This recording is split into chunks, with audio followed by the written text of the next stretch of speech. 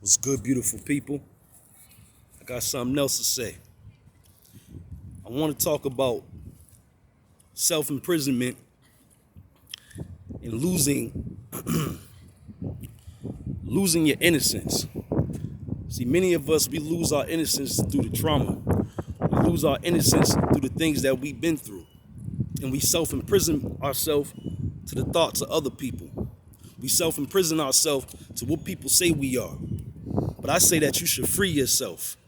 Free yourself from the old. If you do something to a person, one thing I always say, every day you got a day to change something different about you or your situation. So if you're going to a place where you're trying to change what you did in the past and people are still holding you down, people are still trying to keep you chained to those old thought patterns, well then that's one thing that you got to do is if they can't forgive you, forgive yourself. Magnetize on that thought process because as long as you stay in that place, you're never going to get over what you're going through. We can all talk about who's bad, we can all talk about who's good, but the best thing about it is, see, us as humans, we have something that a lot of different animals don't have. We have the capacity to be able to think on a higher level. We have the ability to be able to make critical decision making. But many of us, we get stuck inside of a place. The reason why I'm speaking about reclaiming your innocence, because when we was a kid, we had none of these things to worry about. We didn't worry about, getting hit by a car. We didn't worry about somebody shooting us or stabbing us. We didn't worry about getting cheated on or beating on somebody or whatever. All we knew was that we wanted to be a kid. But guess what? Being a kid is a beautiful thing because you have no worries and you find your most creative aspect of yourself. You find the most creative part of you about your heart because your heart is pure. You're not coming from a place of malice. You're not coming from a place of anger. All you know is love because your mind is new because you just came from the womb. So you don't have those problems that other people have.